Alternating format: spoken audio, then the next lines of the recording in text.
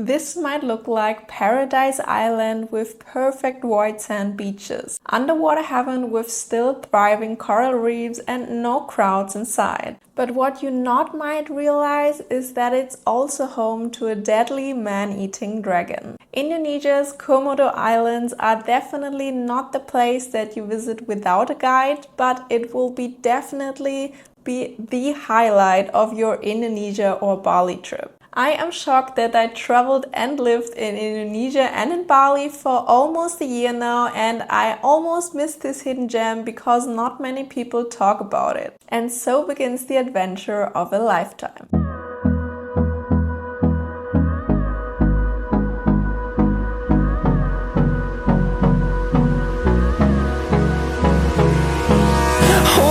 Close till I get up.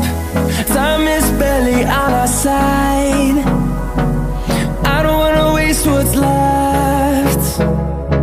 The storms we chase are leading us, and love is all we'll ever trust. Yeah, no, I don't wanna waste what's left.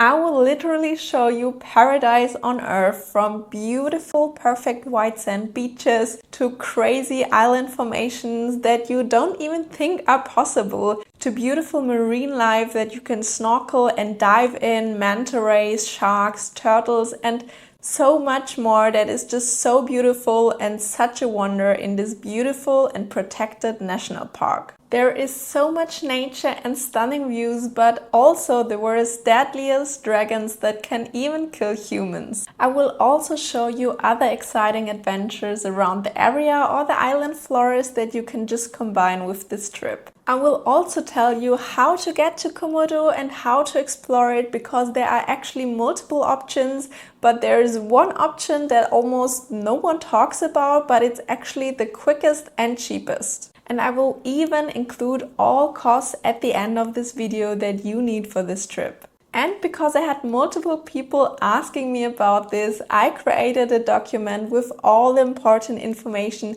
that you need when you want to travel here. It's completely free. It's the first link in the description. You can check it out so you can fully enjoy the video and don't have to take notes. When we talk about the Komodo Islands, it's actually the Komodo National Park, and in the national park itself you cannot stay. There are no buildings, no hotels, because it's protected. So when you want to get here, you can only get here by flight. It's around 1 hour from Bali with a round trip of around $130 per person, and there's also luggage included.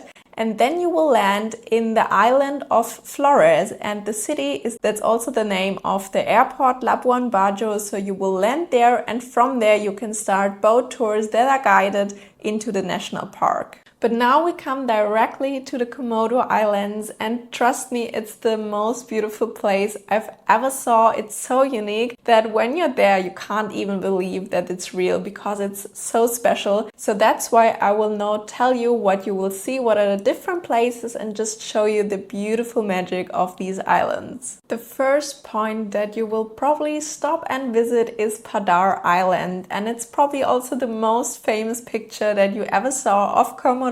It's this unique formed island, and you have multiple pink beaches that I will come to in a bit, but you have those beautiful beaches, you have so crystal clear water, and it's so uniquely shaped because when you will go there by boat, you will hike up to a viewing platform or point that you just hike up the mountain. They built some stairs, and it's so beautiful to walk up there. You can be there for sunrise, depends on the tour that you take, or even a bit later. The best is to come before the crowd, so take an early tour. But it's so stunning when you get up there to the viewing point. You see those beaches forming to the left and right, and the mountains look so stunning, and it's so green and lush, and it's just so unique to be there. After the viewing point, you will drive to a pink beach, and we'll have time to explore the pink beach, lay on the beach. There are also often deers on the beaches because they try to hide from the Komodo dragons that want to eat them, and when they're on the beach or with tourists, the Komodo dragons don't really come out, and it's just so unique to see the deers on the beaches because that's not really common. and it's stunning. You can also go snorkeling in Pink Beach. Your tour will give you snorkel gear and then you just dive around. You will see manta rays, maybe turtles, maybe sharks, lots of fish and corals. And I even saw a stingray that you hopefully don't see because it's not so friendly to humans, and I'm really lucky that it didn't sting me and didn't see me at all. It was really unique and stunning to see that one in the wildlife. After Pink Beach, you will head to the main Komodo Island with the boat where you can actually see the Komodo dragons. As I said, it's a national park, so you will have a 20 minutes, 60 minutes hike with a park ranger that will protect you from the Komodo dragons because they can actually eat and kill humans. So always keep your distance and listen to the park rangers. But it doesn't really happen that often that they kill humans. I think there hasn't been that for like years, but still stay safe, stay with the park ranger and listen to them. But then you can also make pictures, and the rangers told us that it's very special if you even see one Komodo dragons because sometimes they just hide or they don't come out. But actually when we went there, we saw in our hike around 7 Komodo dragons, so that was pretty crazy. Every ranger that we told about that we saw that many was like really blown away. So I'm not sure if it's actually true that you normally don't see that many or if we just had really luck, but it was stunning also to learn about them. And you will also probably have lunch on this island. The next place is Taka Makassar Island, and this is a natural sandbank in the middle of the ocean. It's really stunning. You can just lay on the sandbank or you can go a little bit in the water. You can also snorkel a bit. It just looked really beautiful, just like you would imagine a sandbank in the middle of the ocean.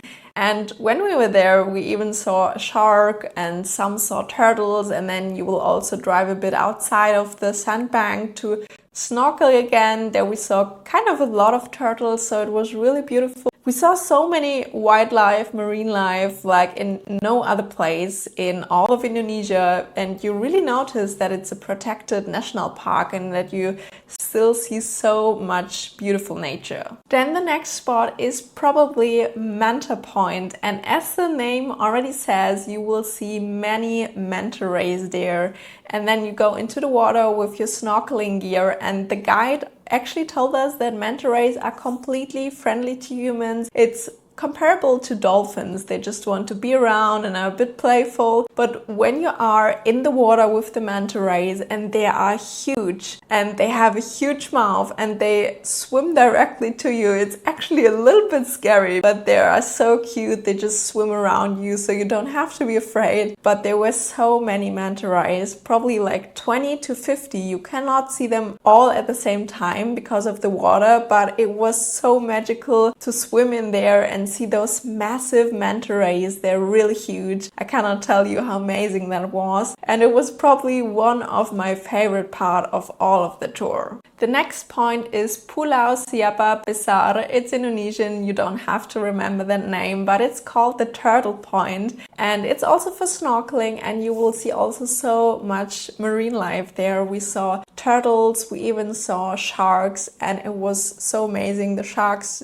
are not aggressive or anything, they're really friendly, but it's so cool to see that much coral and the turtles, and it was so stunning. And you have really a lot of snorkel points in Komodo Island in your tour because the marine life is really special and so diverse, and the corals are still so colorful and intact, and it's really amazing. If you're just one day in Komodo Island, these stops will probably be the stops that you do in your day tour. And if you do a multiple day tour, these stops will still be the main day that you do in one full day, so it's usually the same. But if you do a multiple day tour in Komodo, you can also visit other places. It depends on the tour. There are multiple islands or places that you can go, and I will now blend you in or name you a few of them. So there is Turtle Island, Seraya Island, Manjarite Island, Kalong Island, Pulau Sebayo Kecil, and Kanava Island. All of them are different. You just need to choose a tour, and they already have all of the places prepared, and you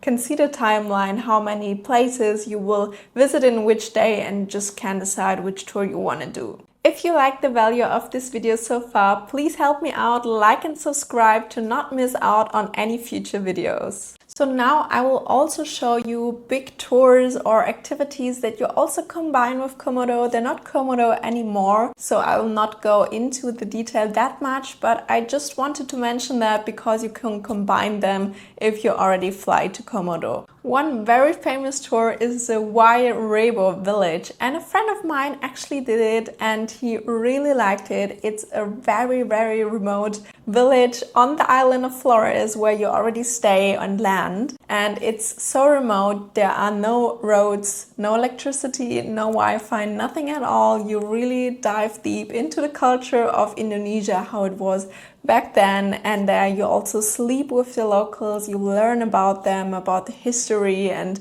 how they live in their everyday life. So it's very unique, and I can only recommend it to you if you have enough time. The tour is between $150 to $200 per person. It's 2 days and 1 night, and you have to drive there 6 hours by car, which is included in the tour, and then you have to hike another 3 hours. You will learn from the locals, sleep with them 1 night in the local houses and have meals and food with them, and then you also on the next day hike 3 hours back and 6 hours in the car back to the city.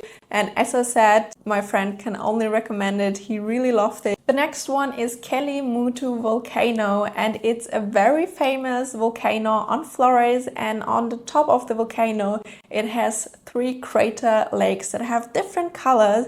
And it's really unique. You have to fly there 1 hour or drive 6 hours or 8 hours by car. But I couldn't recommend driving a car. I would recommend you to fly there for 1 hour. And then it's only a 30-minute hike up to the crater. There are also some minor things that you can do around the city of Labuan Bajo. The main thing that we also did is just to rent out a scooter and then drive up to the northern part of the island.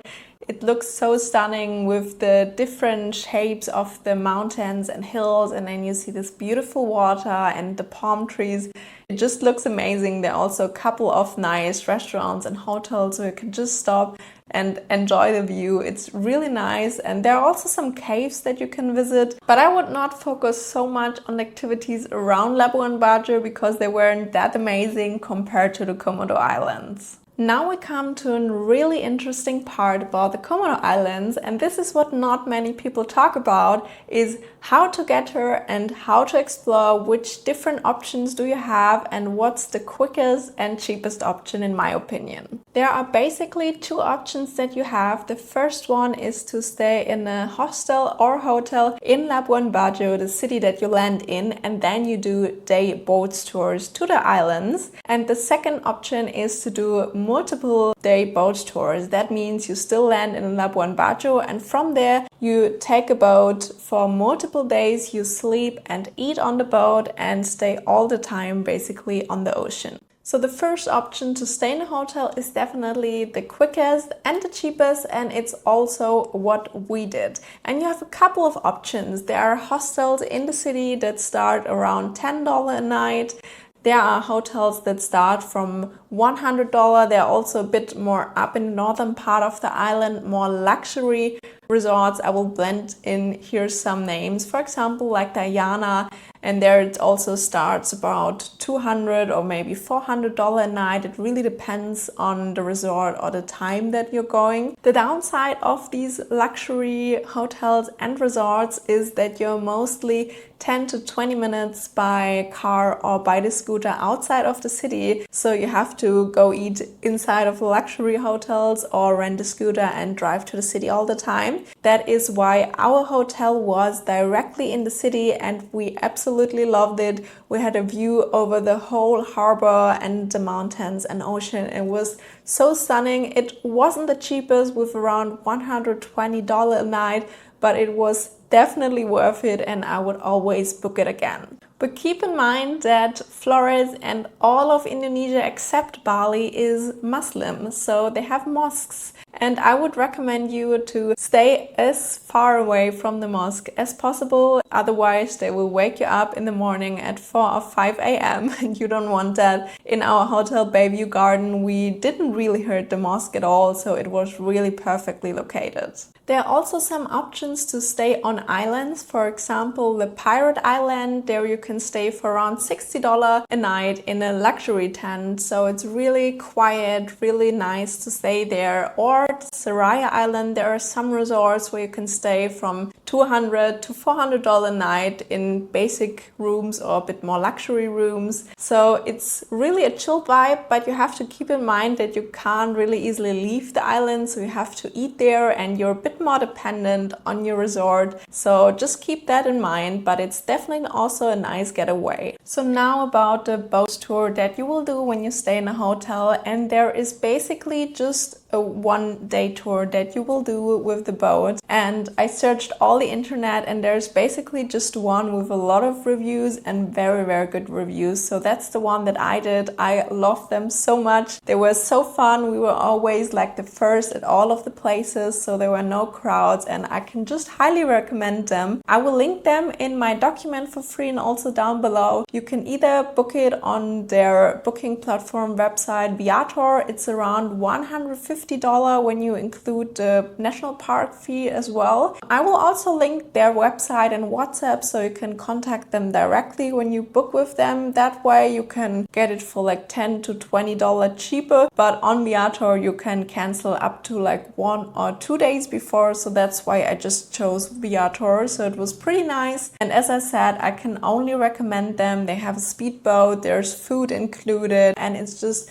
such a nice day experience. I would go there again at any day. It was such a fun experience, and this is the only tour that I would recommend. And in this one-day tour you will see all of the famous sites that I mentioned before, like Padar Island with the viewing point, all of the snorkeling points, Komodo Island, and so much more. There are also other day tours on boats that are offered, for example, to Turtle Island or something else that I personally didn't visit. You can do them. They're also quite expensive, every day tour itself. So it depends on you, but I would say you only need one day for Komodo Island to do one-day tour. And if you're traveling in rainy season, which I will come to in a bit, I would maybe leave 1 or 2 days free time that you can maybe switch the tour to another day depending on the weather. And now we come to the second option, which is to do a multiple day boat tour. And there are multiple options. Some offer 3-day, 2-night tour. Some even offer 5-day, 4-night tours.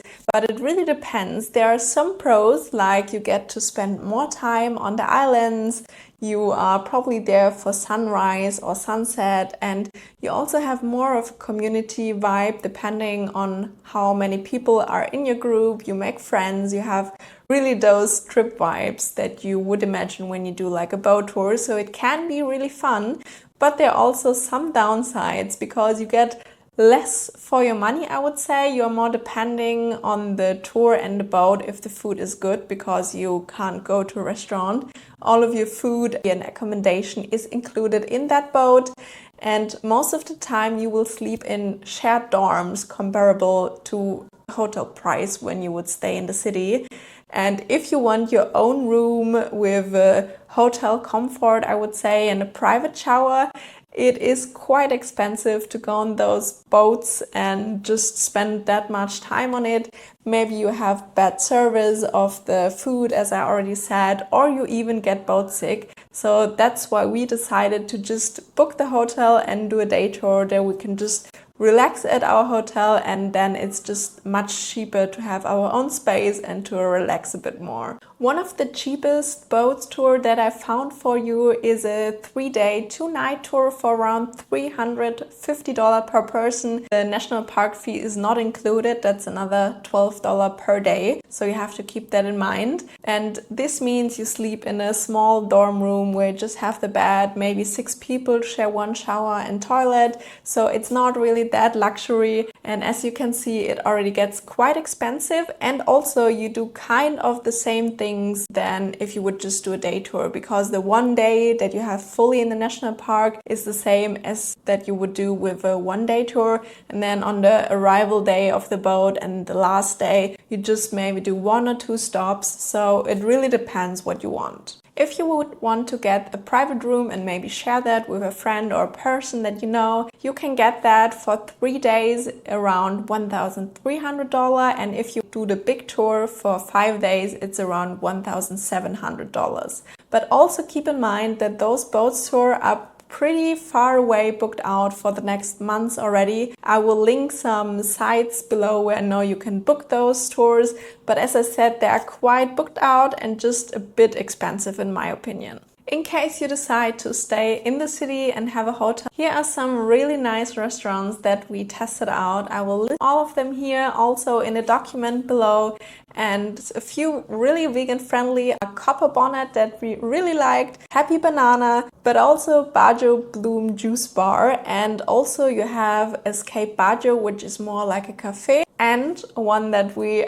highly recommend you to go for at least one meal is in the Ayana Resort. It's called Rinka, the restaurant, and it looks so beautiful. You overlook directly the ocean, and they have palm trees and the flowers, and it just looks like in a movie or in a paradise, so you definitely have to check that one out. A few things that you should still know before you travel there. First of all, there are different seasons, so there is dry and rainy season. Dry season is from April until November, and the main season is definitely July and August, where there will be a lot of tourists. And if you come in the beginning of the dry season, so April, May and so on, the weather will be perfect and you still have lush greenery. But if you come at the end of the dry season, maybe the nature will not look so lush and green anymore.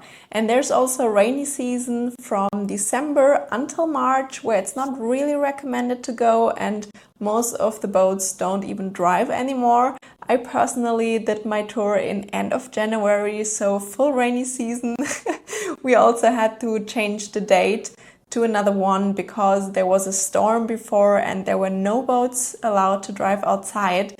So maybe take a few more days in Labuan Bajo if you go in rainy season for some changes. But in general, it's recommended to go there in dry season anyways. Our tour was amazing. The airport shuttle is usually around 4 minutes and $4, so it's really cheap. I will also link some numbers that you can just text and ask for a taxi. And if you want to get around in the city itself, your hotel or the restaurant can just call a taxi, just ask for the price before. It's still quite cheap, but it's sad that they don't have Gojek. And partially there is a bit of Grab food delivery available, but it's not really much, but you can order from a few restaurants. And now we will come to the costs that you will need to plan for your Komodo Island trip. Your round-trip flight from Bali will be around $130 with luggage included. If you sleep in a hostel, it's between $10 and $15 a night. Hotels are usually between $50 and $200 a night. And if you want to do a boats tour over multiple days, it's usually around $200 until $500 per night. I would calculate around $20 for transportation, renting a scooter, taxis and so on, and also another $10 if you need to buy water. So if you would sleep around 2 nights in a hotel and just do a one-day tour, that would earn you around $500 per person. And if you would decide to go on a 5-day, 4 nights boat tour and even have a private room and you share that with a person, you would earn between $1,200 and $1,300 per person. So now I want to know, have you already been in Komodo? Are you planning a trip right now or have any questions on Komodo? Please let me know in the comments below.